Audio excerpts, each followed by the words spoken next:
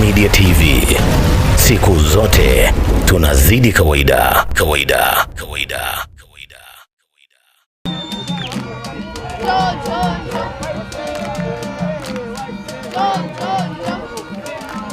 Nisisitize tena kuwaomba viongozi wetu wa vitongoji, viongozi wetu wa vijiji, viongozi wetu wa mitaa, madiwani, wabunge kutimiza wajibu wao wa kutumikia wananchi na kuisimamia serikali.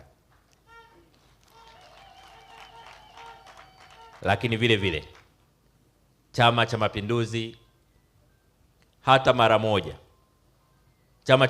hata mara moja kisiache wajibu wake wa kuisimamia na kuielekeza serikali kuhakikisha kwamba ilani ya chama chetu inatekelezwa kwa mafanikio.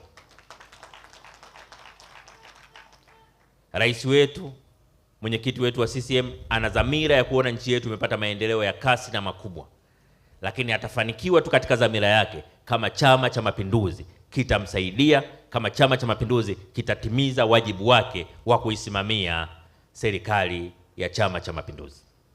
Tunashukuru kwa miaka 49 bado Watanzania wana imani na Chama cha Mapinduzi,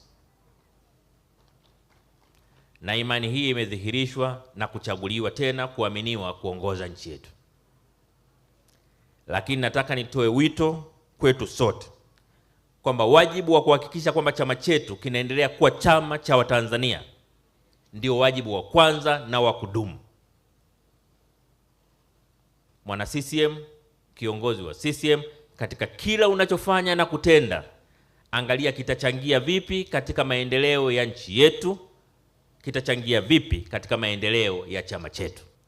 Kila mtu katika anachotenda na kufanya ajiulize moyoni mwake, kinachangia vipi kuleta umoja wa nchi yetu, kinachangia vipi katika kuleta utangamano na nchi yetu. Ukiona jambo unalotaka kusema au unalotaka kufanya litaleta mpasuko kwenye nchi, litaleta mfarakano katika jamii, litagombanisha watu, achana nalo. Hilo jambo la kishetani.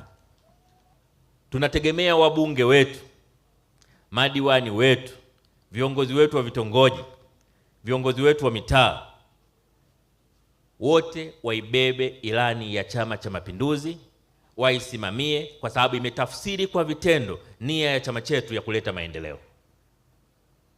Na hao niliowataja ni viongozi wa mstari wa mbele katika kuhakikisha kwamba chama chetu kinafanikiwa kutimiza ilani yake.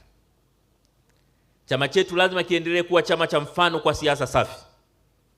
Mwenyekiti wa CCM Rais Samia amesema mara nyingi kwamba sisi hatupaswi kuiga siasa chafu. Siasa za kupakana matope, siasa za kuchafuana, siasa za fitna hazitakiwi kuwa sehemu ya siasa za Chama cha Mapinduzi.